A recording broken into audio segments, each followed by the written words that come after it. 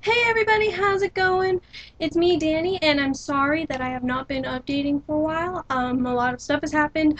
I got grounded, I've been focusing on school, just a bunch of things have been going on, and I am so sorry. I wasn't planning on any of this, so I didn't have any videos saved for this. So I hope you forgive me, please, because in this video I have something very special for everybody.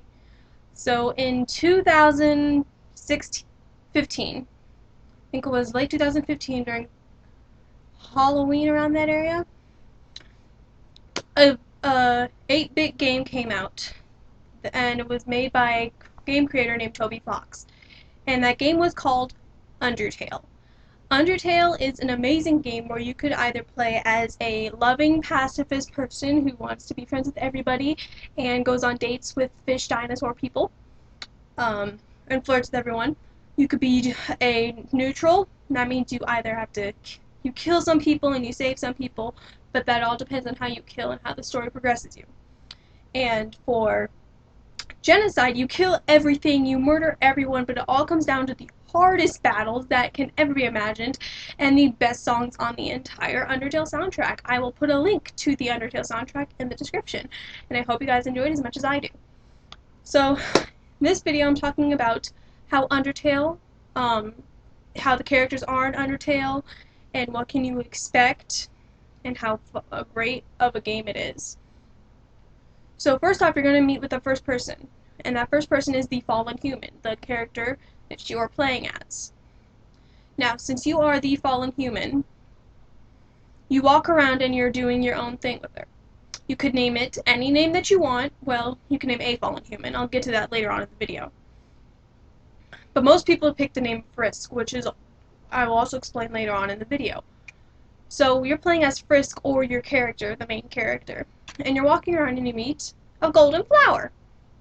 This golden flower is the thing that ties the entire game together, but it doesn't show that yet. But this golden flower is adorable, it's funny, it's cute, it's just trying to give you all this love petals, but you don't want to get the love petals.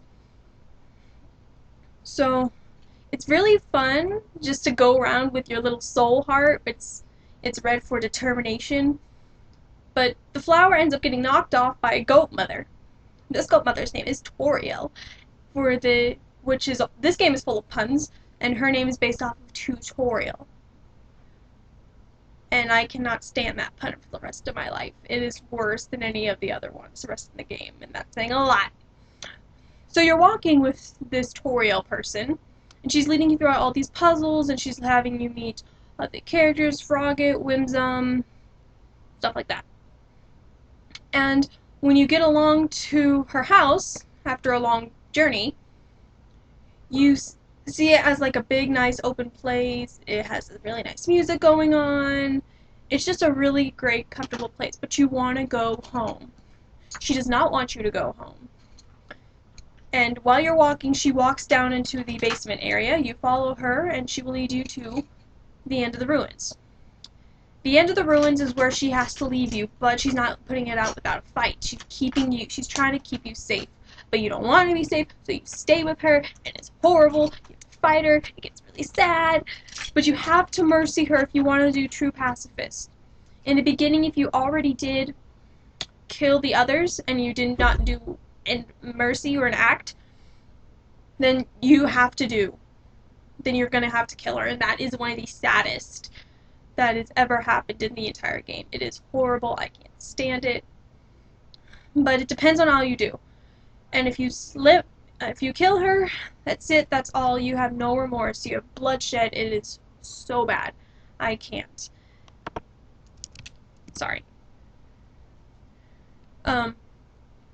So, sorry. Where was I? Toriel. So Tori, like I said, you save her, kill her, however you want. But after you do that, you just continue walking on through the snowy area, which is where you meet Sans the skeleton. And What is his pun based off of? Comic Sans. That is the font that is written when you talk to him. And it is one of the most... He is the prankster. But if you do anything, he will come after you and kill you. He says that, actually. I can't remember where he says it, but he says it, I'll kill you where you stand. And it was really creepy. But his song is just called Sans. Just the song.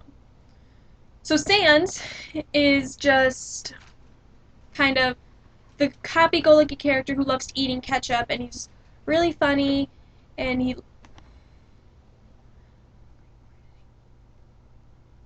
really cool, and he's just a really nice older brother. And after you meet Sans, you meet his younger brother, who's much taller than him, and he's more, like, weirder than him. His name's Papyrus. His pun is that his font is the Papyrus font, and it's just really bad the way he does this. So he just, like, talks in, like, I will listen to Jacksepticeye, how he does the voice for Papyrus. It is so good, I'm not even joking. That's how I picture Papyrus talking. Because it was like, and it's really funny the way Jacksepticeye does it. I'm just the copy. The disgusting copy. But, after you meet Papyrus and Sans and the brothers, the skeleton brothers, yeah. Well, they're here with monsters. So, you already met a killer flower, you met a goat mom, you met the skeleton brothers. So after you meet the skeleton brothers, you move on until you reach, I think, the man with the snow piece. And if you meet the snow piece man, he wants you to take a piece of him, so that way you can take him to the ends of the earth. And if you do that, and not be a heartless monster, I don't know what you'll be granted with, but I think you'll be granted with something. So yeah, you met them. Now you go to Snowdin, which is Papyrus's and Sans' hometown. It's just a bunch of snow. That's all it is. Pun, Snowdin. Yeah, it's kind of stupid and stuff, but it's a pun game! So you're just walking through Snowdin, but Papyrus, he wants to be part of the Royal Guard. And how you get a part of the Royal Guard is by catching a human. And what are you playing as? A human! So Papyrus is going to capture you. Well, he tries. When you're doing genocide and you meet up with Papyrus, he's going to spare you. You have two options. You can either spare him and not be a killer and not die, because you're going to die if you kill him. Or in neutral and pacifist. It depends on how you did neutral. But pacifist, if he does fight you, he's going to fight you. You're going to get so many bone attacks, it's not even funny. So, because you're flirting with him throughout the entire thing, yes, you're a little child flirting with adults. Adults, monsters. That is what you're doing. I don't know why you're doing it, but you're doing it. So he goes on a date with you, and you have a dating start song. It is so funny. He's blushing, you meeting all of his standards with spaghetti. Yes, he's also a spaghetti fanatic. He's just like a really overall funny character, and I personally love him. He's not my favorite, but I love him. After you meet Papyrus, you're going to meet a bunch of other characters in Waterfall. Waterfall is actually my favorite land because you get to meet this cute little monster kid thing with no arms, and he is freaking adorable. I like how Jacksepticeye does his voice. I haven't heard anybody else do it, but I love the way that it happens because it's like, yo, did you see him dying? So cool! He's just like cute little fanboy that we all are inside, but we don't want to show it. But he's just like that cute and adorable, and he follows you around. He wants to meet Undyne, his idol, and is just so adorable. I'm sorry, I do that a lot when I hear about Monster Kid. But you're walking through, you talk to Monster Kid, you meet all these other monsters. Oh, I forgot to mention, in the beginning of the game, while you're going through the ruins, you meet a character named Napstablock. He's just a small little ghost character. He that's like one of the first fights that you do, I think. I just couldn't remember for a minute. But as you're fighting Napstablock, how Napstablock fights is just like through tears, but every once in a while he just like, sorry, I'm not really up to it right now, and it's so cute. But while you're in Waterfall, you get to see his house, and when you get to see his house, he wants to be a DJ, and he has all these tracks played out for him and his siblings, well, cousins, sorry. So you're just talking to Napstablock, you're getting really to know Napstablock. He's just so honest, and he's so cute, because we don't really know this. Well, we do know this, but later on in the game, you'll find out that Napstablock has the cousins. 3 cousins, but 4 actually. 4 cousins, yes. One of them you met in the beginning, but doesn't talk. The other one, Napstablock, obviously. The third one is a character that you meet in Snowdin but doesn't talk, just like stands there in the corner while you're doing a puzzle. But you meet them later on, and they have like a really good soundtrack. They have a really funny, you love them. And then the fourth one has anger management problems. If you play the game, then you know who I'm talking about. But there's a theory that said those 4 of them are the 4 ghosts from Pac-Man. Toby Fox has not said no about this, has not said yes about it, but it is possibly honest. We don't know yet. But you meet Napstablock, you do snail races, it's funny, it's cute. It's just a really overall good thing. So you're just walking around Waterfall, and you meet Undyne. Undyne is the heroine of the entire game. Well, she thinks she is. Unless you're doing genocide, then hell will break loose. She will murder you many, many times, more than the end game character. So, how you talk to Undyne is just basically you're like trying to be best friends with her. She doesn't kill you. She kind of wears down to the point where you're just like, oh, finally you stop. But you keep running and running until you get to Hotland. And at Hotland, she's a fish. So as soon as she gets to Hotland, she feels like she doesn't have that much moisture in the air, so she falls down. You give her a cup of water, well, you choose to, unless you're not, just don't be psycho. You choose to give her some water, and, well, she lives.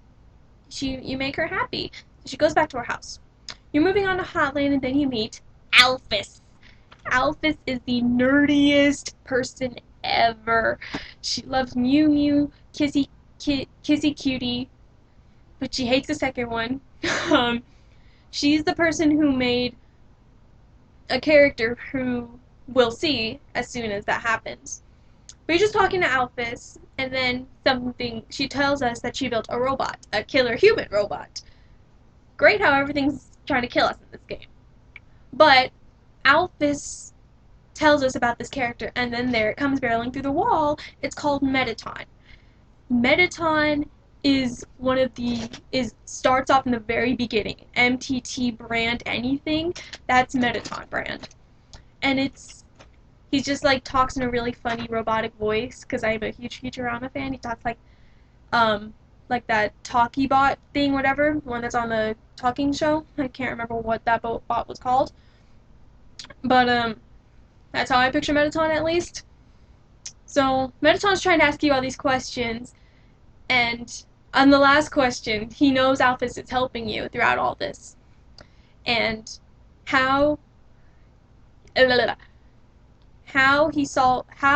what question he asks on the very end is, who does Alphys have a crush on? And if you guessed Undyne, you are absolutely correct. Alphys has a thing for the fish person. The dinosaur has a thing for the fish. That's how it's going to work in this game. Yeah. So after you do that, you just walk through it, and you're just basically meeting every other one. You meet Royal Guard 1 and Royal Guard 2. They have a cute little budding romance. You meet the ice cream guy. You meet Burger Pants, you meet all of them, and they're just really awesome characters that I can't help but love, especially Burger Pants. Burger Pants is my life, basically. But you keep walking and you get to the core, which is in the Metaton. No, before you get to the Metaton Resort, you meet Bratty and Catty. Bratty and Catty are like, it's an alligator and a cat, and they just want you to buy all their cool junk. Yeah, that's how they call them, cool junk. But it's really funny how they keep bantering like over back and forth like they're best friends because they are, and they keep telling you to buy their junk, but you're like, nope, bye, you're too expensive. Oh, I almost forgot. While you're walking in Waterfall, you get to meet the cutest thing ever, but it's also part of the game creators. You get to see Temmie Village. Temmie Village is literally the cutest thing. It's just a bunch of talking cats with faces. There's Bob character. There's a person looking at you. There's like a Temmie allergic to Temmie. And they're just like, "Hoi, I'm Timmy!" And it's so cute. And you go to the Tem shop and you get the Temmie armor. And you need Temmie armor because you'll die brutally if you don't have Temmie armor. But Temmie is just a really cute character, and it's based off of one of the game creators. And I thought that was a really cool thing. Same thing with Annoying Dog. That's supposed to be Toby Fox, which I found really funny. But the way you keep talking to these characters, you get to know them more and more. And while you're doing I'd suggest you do pacifist route, then genocide, because that way you can learn the characters more, and you will not be like a killer who doesn't know these people that you're not even killing. But if you do know them, then that shows that you're a really good person. So as you're walking and you get to the core, you finally meet Asgore. Asgore is a good person overall. He's just a big fluffy teddy bear, but he wants to get his people up to the surface. So he's gonna have to try to kill you. Now, before he even tries to attempt, Toriel's gonna come in and save you. And everybody's coming joining in and they're talking. But then something chaotic happens. Papyrus is talking to them, and then he's saying that he got help from a tiny yellow flower. And in the very beginning, who was that tiny yellow flower? That was Flowey.